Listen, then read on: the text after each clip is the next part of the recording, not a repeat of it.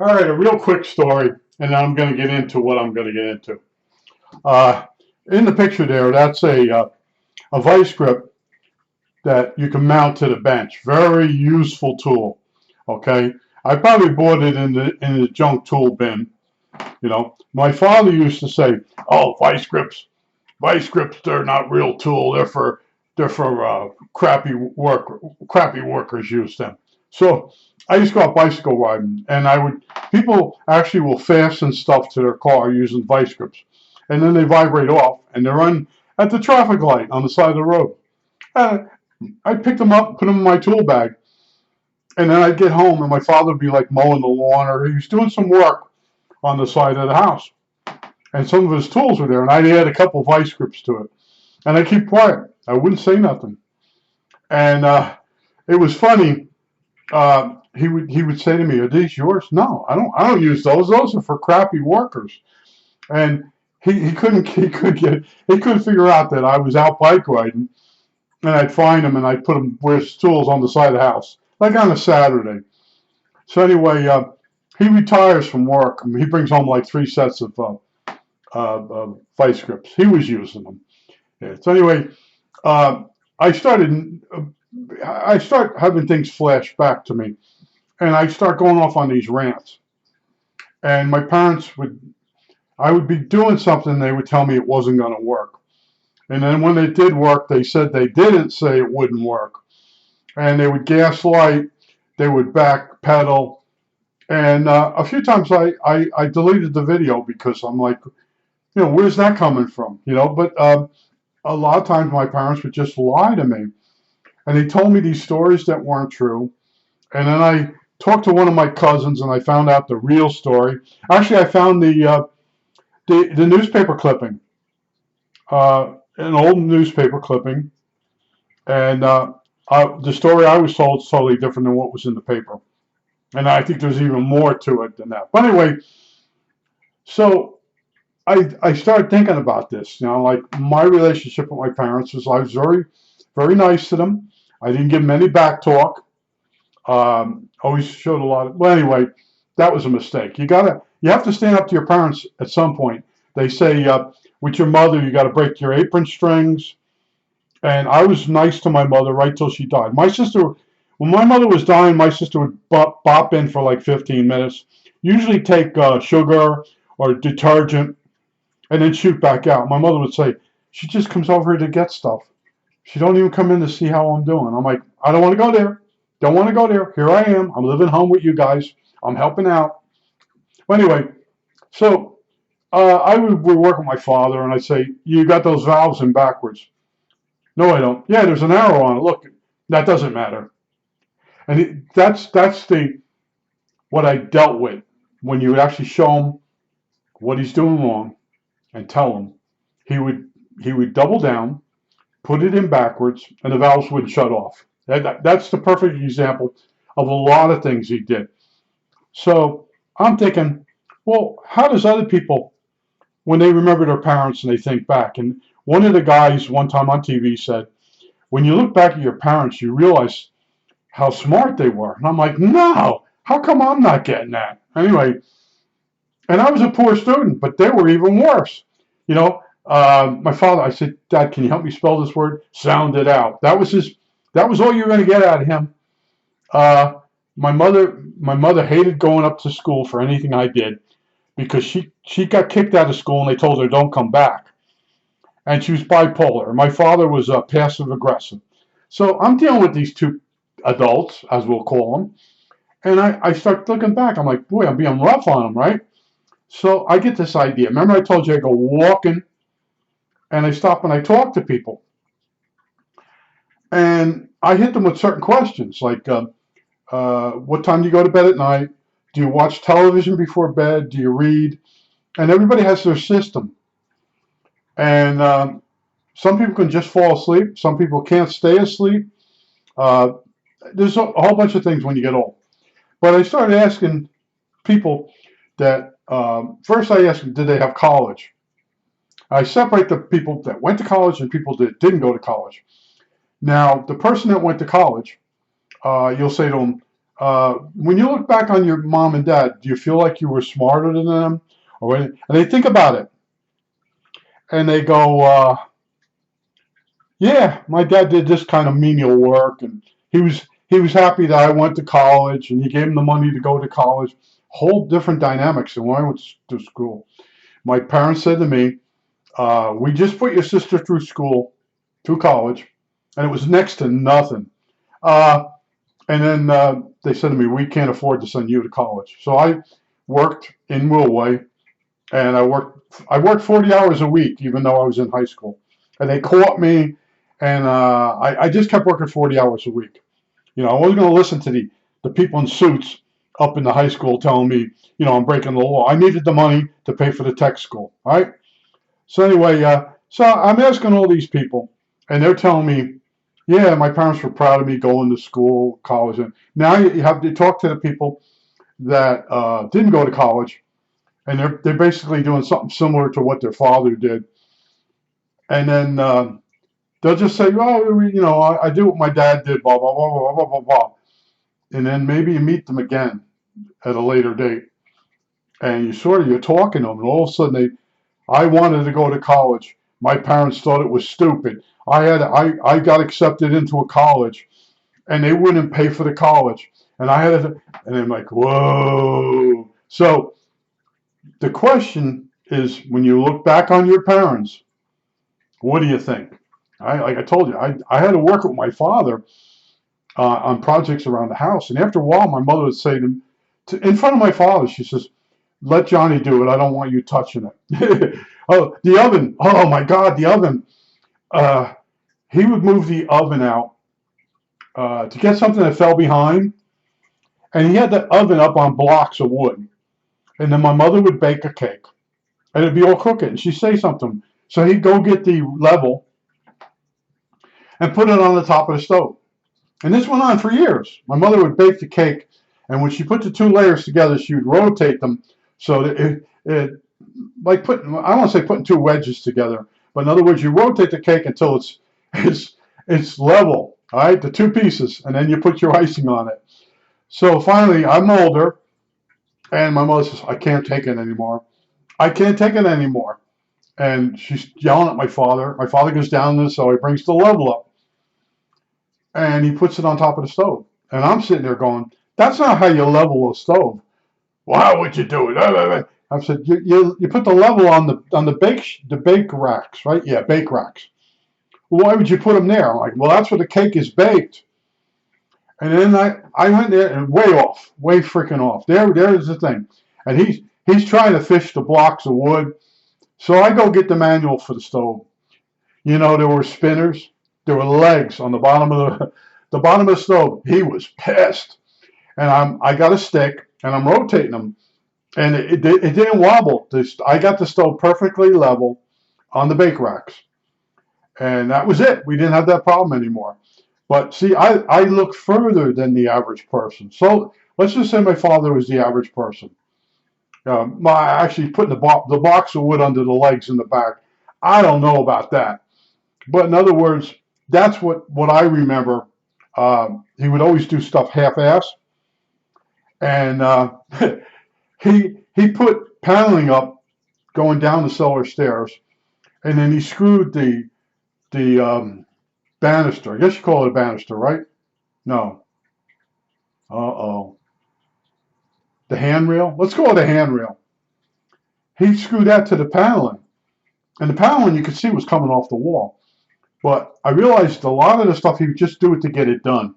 And a lot of stuff wasn't safety-wise. Sometimes you would open up an outlet box, a junction box, and the wires would be in there, twisted, no wire nuts. Some of them had black tape around them, but the tape had dried out and it fell off. Yeah, so I went through the house after I inherited half, and then actually, I inherited everything and gave my sister half. But I went through the house and fixed all that stuff that was half-assed. And yeah, but anyway, so I've been asking these people about their parents. And sometimes, man, the story they come out with, they were abused or beat or, you got to watch for that stuff. I think this light's starting to flicker. It's the outlet that the power transformer is in, or local power is flickering. Um, yeah, it's a can of worms, but I see when I go walking and I meet people, I don't know them. And I always say to them, look, I'm going to ask you a question. You don't know me. I don't know your name. If you tell me the answer, I'm not going to tell anybody that knows you. They won't, anyway. So they really open up. And sometimes they open up too much, and you're like, but the one guy, uh, one time I asked him about his parents. Oh, they're all right. Yeah, it's flickering, right? You can see it flickering. All right, I have to fix this. I'm like Monk. I told you. I'm like Monk. Certain things distract me really bad. Oh, now the light won't come back on. It's being a turd. Holy, there it goes. That's wearing out. I had that thing like 5 years now. Anyway, that's what I do. One of my hobbies is just getting a better understanding of myself by asking people the question that I ask myself, is it just me? I ask them. And then there's another group of people. You got the people that went to college, people didn't go to college. Then you got the ones that, oh, my parents were okay, blah, blah, blah. And then you know them over a period of time. And one time you touch on something and you get a rant. And that happened last night. I won't go into it in detail, but I mentioned something, a person went off on it. I'm like, holy shit. See, a lot of people say the past is the past. But how I'm fixing problems is I'm asking other people the same questions I have, like, why did that happen to me? Why that? And then you get the one guy, he really has problems. And he thanked me for talking to him one day. And I talked to him a few times. You want to buy me new sneakers? I'll show you my sneakers. Let me make sure this is still recording. It's still recording. All right. What happened with him was his father killed himself. Things were going bad at home. The old man took a gun, put it to his head, and pulled the trigger. Now this kid he said he had PSD, post-stress disorder, post-stress PSD. I hate everything's 3 letters. So anyway, and I was talking to him for a while. He's got other issues, but he kept telling me that he has trouble talking to people, and I said, well, you're doing okay, You've been married twice. He has trouble talking to people, but anyway, yeah, you meet all kinds of people, and that's one of my hobbies. And someone says, I see you talking to people. What is it to you? Lately I'm like, why do you care? What, did you ever talk to him? Well, no. Well, that's your problem. I'm over there talking to the guy. And then last night we had Halloween, and a lot of people come to this neighborhood because it's safe. And me and the guy next door, we're giving out candy. And I said to him, I don't know any of these people. In the past, I know several families with children, they've moved.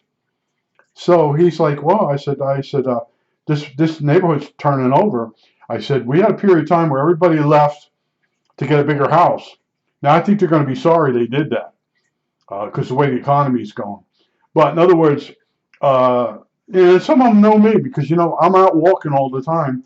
And I do wave to everybody. I do crack some jokes sometimes. But I don't stand there and talk to them because they look busy.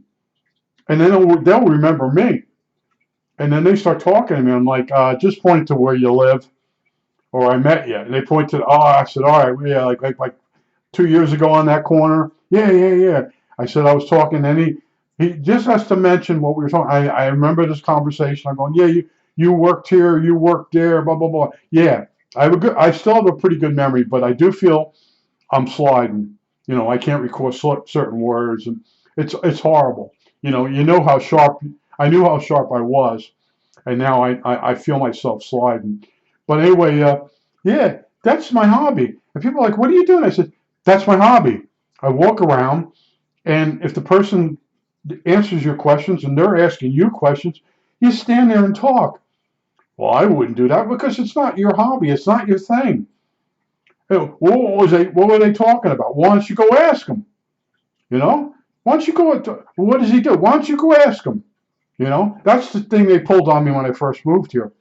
I was talking to everybody, and the people that would never talk to the person across the street want to know what do they do, how much do they make, and I had that in New Jersey too. I would talk to a person for over an hour, and one of my neighbors would stop me. I should tell you her name. She's a Gabby Gus. Not in a nice way either. Well, what are you talking to them about? What's the? I said, they're talking to me, and she could tell probably from the distance. It wasn't happy news. The person had a problem, and they were confiding in me, and I'm not going to tell her what it was, you know. And I used to say years ago, I have my collar on, I can't divulge it. I don't say that anymore. It's none of their damn business, you know. Well, you were out there a long time. Who cares? Now, I was out one time. This kid had a really bad problem with his family. He was a screw up, and he just can't change. He's just, I keep screwing up. He's just bored. Any job he takes, he's bored and he gets fired. So I'm talking to him a while. We'll try this, try that. And this girl comes out of her house. She was crazy. She's dead now. She comes out. What are you two talking about? Go away. She was a nut. She was actually a Karen. And I didn't say to her. Well, I said, we're just joking around out here. She knew we weren't. All right, bothers. Some people bothers. What are they talking about? But if you knew me, yeah, I like repairing radios, but I also like people, and I realized that a lot of times, you'll tell someone the solution to the problem. I told you this once before, but it's too much work, so they're not going to solve the problem. They're just venting. So I understand venting. I tell you, I sort of count to 100 with them, and then I have to go. But I told you, I met this one guy, John Settle, years and years ago out on Lawrence Road. That's where his house is. And he's putting in like timbers out on his front lawn to block it off to the road. In other words, decorative landscaping. And I look at his property, and I said, "Man, you got too much." I said, "You're up there in retirement years." He's in his 80s now. But he goes, "Yeah." I said, "Is it becoming too much for you?" He goes, "Oh, yeah." He says, "You see those 3 trees going along the side, along the driveway?" He says, "They're dropping stuff on my car, sap, leaves, berries, whatever." I said, "Well," I said, "if you decide to take them out," I said, "leave the stump 3 foot high." Now, I know I've told you this story before. Leave the stump or the trunk 3 foot high, cut it off, and then cut up all your bushes, put them out for garbage. Now the next week, just go around and dig one of them out. Start digging it out and rocking it. So you got a 3 foot trunk up out of the ground. Trunk, stump, trunk, and you rock it. And I said you'll be able to see the root, and you know to cut in that direction. Then you'll get it really rocking. Now what you could do is use a sawzall at that point, or follow the root and dig it out. So I come by his house, and he took the trees down. There's 3 trunks on his driveway. I said, "Son of a bitch, the guy listened to me, right?" Now I come by a couple weeks later, and he's out there, and he's working on the first one. And he's got it almost done. And I walk over to him, and he's laughing. He goes, "It's working out really well. Look." And he starts rocking the stump, no, the trunk. He goes, "Look at this." I said, "Yeah, well, you got a lever. It's built-in lever." And then he's following it, and all of a sudden he pushes and it goes over. And then I helped him with the second one. We did the second one, but he's on statins, and he's got some type of a heart defibrillation. And his wife was starting to get nervous. So he says, "I'm going to have to stop for this." I said, "All right, no problem with me." You know, he goes, "Your idea worked out really well." So I come by the next time, the third one's gone. 2 years go by, and I'm at a yard sale. And it's him, and I'm talking to him. He starts talking about his backyard trees, and he starts telling me, he goes, "I used your method." I totally forgot that I told him how to take a tree down. He goes, "I used your method." And I'm like, "Method? Oh, yeah." He says, "Yeah, I left the trunk high. He left it higher because it was in the backyard, and no one could see it." He says, "Man, did that thing want to go over?" I said, "Well, another thing, too, is if you dig around it, you really can't get it. When you leave the trunk on it, you can really get a chain around it and pull it out with a tractor. They have tractors here. And he's like, yeah, you have all the options. But the first thing you do is you cut 3 foot high or more on the trunk. And you do the branches, the leaves, and everything. And then the next week you come out and finish up. You don't do it all in one day, especially if you're over 70. I think that's it. All right, that's it. So, how did you get along with your parents?